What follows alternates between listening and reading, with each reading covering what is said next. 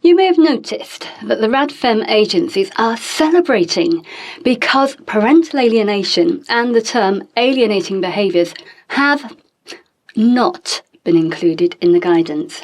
Yes, you heard that right, they're not included in there.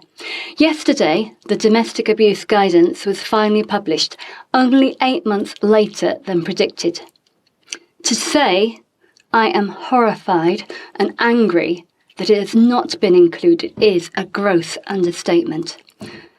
I really don't want anyone else to experience the abuse that my daughter and I have suffered, and the thousands of victims out there that have also suffered. But I fear that this is exactly what is going to happen.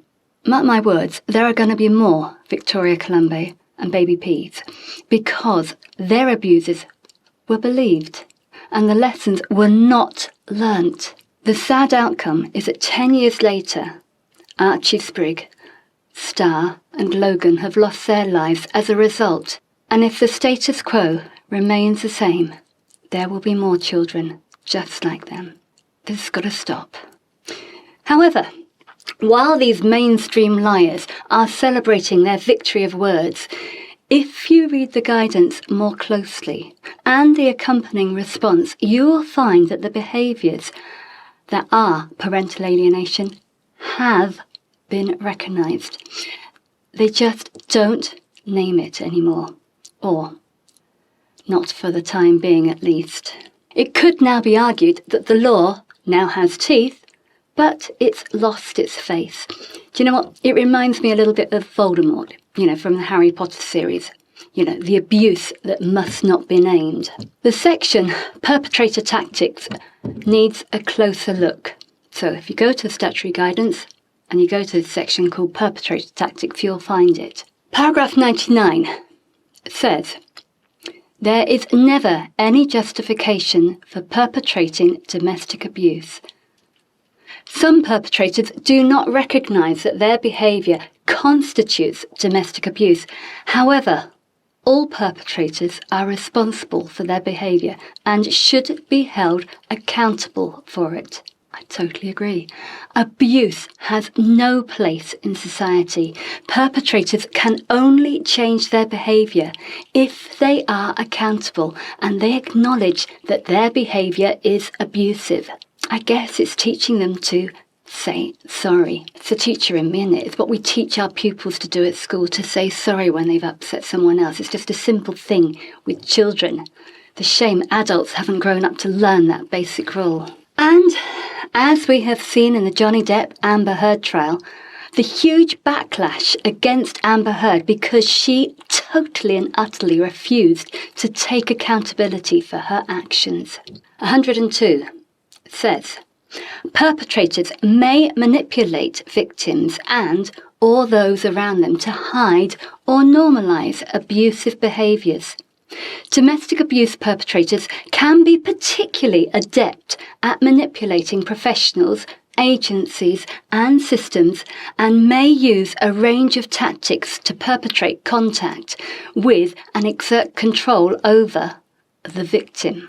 Now, I would argue here that agencies like the NSPCC and the government ministers have just fallen foul of the tactics that these abusers are using because they have openly aligned with the narrative that parental alienation is just a nasty abuser's myth. It goes on. Perpetrators may seek to minimise allegations, normalise the behaviour and discredit reports of abuse. Hello? Those of us that have been speaking out about parental alienation have found that we have been silenced, not just minimised, and constantly discredited by misquoting and distorting the work of Richard A. Gardner. I'm going to include a statement on that in the description below, just to clear up any confusion. We have been victims of systemic abuse, dare I say it, persecution from these agencies who are currently celebrating. Point 103 says, Research published by the NSPCC and Refuge suggest that perpetrators of domestic abuse may also target and undermine parents' relationships with their children using the family court to prolong proceedings. Note well, both of these agencies have spoken out about the use of the term parental alienation, and yet this is exactly the abuse that victims have suffered. NSPCC and Refuge, I think you need to take a very close look at your position statement and readdress how you approach this form of abuse. 103 goes on to say perpetrators can also use contact with children as a form of abuse. So, we need to look a little bit more closely. How do perpetrators of parental alienation abuse exactly? Well, there is a list of behaviours which I think if you are a victim of parental alienation, you will recognise only too well. Paragraph 105 says, and I'm just going to read through them all. Disguised compliance, missing or cancelled appointments, non-attendance, playing different professionals off against one another. Another behaviour is making false allegations against victims and convincing professionals that their controlling tactics are for the victim's own safety and or for the safety of their children. Yet another behaviour, using the court to continue abuse. For example, not turning up to court dates, sending unnecessary and repeated legal letters and making threats around contact.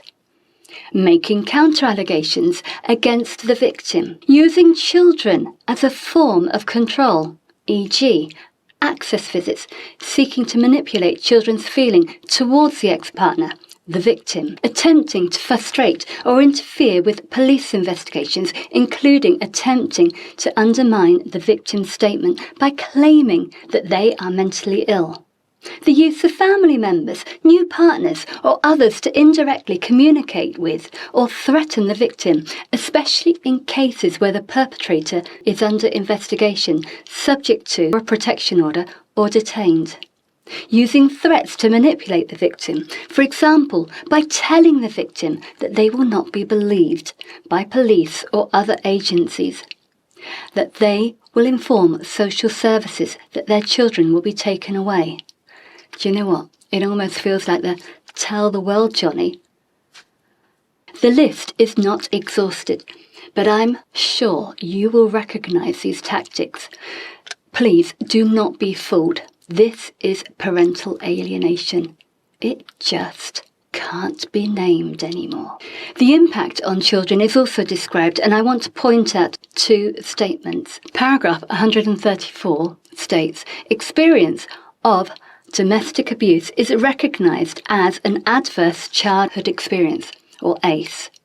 A child's relationship with a trusted adult who has capacity to support them, wider family networks, friendship groups, and the type and frequency of abuse are important factors. If you take that trusted adult out of the equation, what support does that child have left?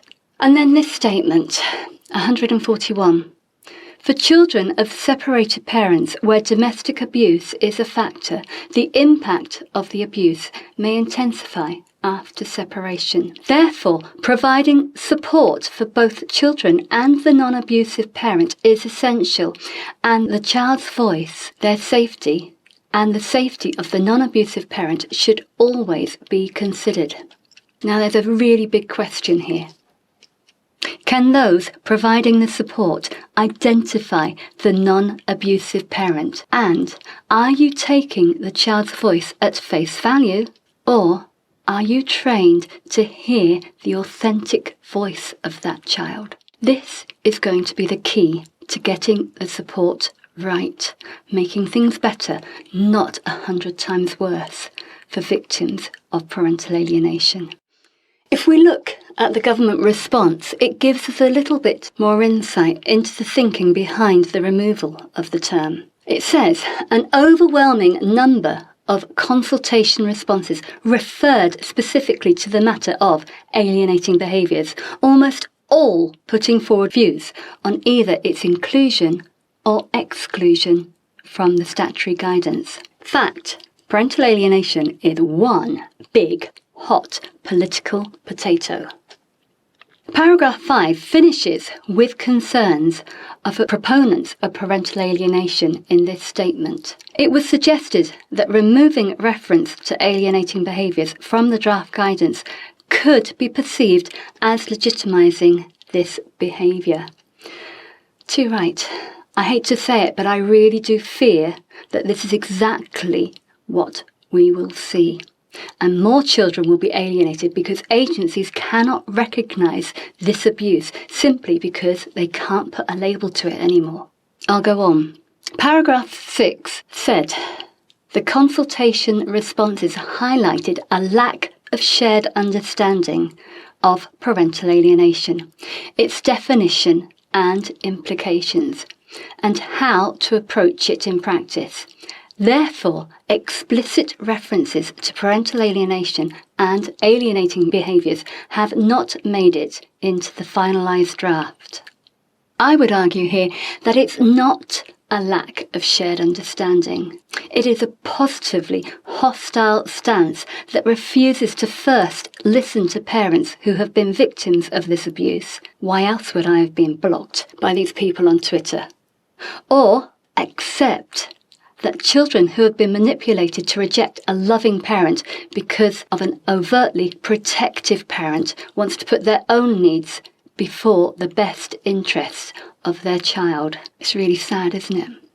It's been removed, all because those writing the guidance haven't got the balls to actually talk about this abuse. If you recognise any of these behaviours as having interfered with your relationship with a child or a parent, I urge you to fill in a survey. This survey, I can put a link to that in the description as well. We need to get a handle on how prevalent and how pervasive this abuse really is and get the government to sit up and finally listen to the real victims of this abuse. So, if you are a victim and worried that you cannot escape this cycle of abuse, please contact one of the agencies in the description below. They're not mentioned in the guidance, I would argue, because I've just looked it up and I'm really disappointed about that too. Finally, just to reaffirm, while I am still breathing, I will not stop speaking out about this abuse, nor will the people that I stand with who share this position. This abuse is not going away, and unfortunately this guidance falls short in its ability to identify it because it's removed the label parental alienation.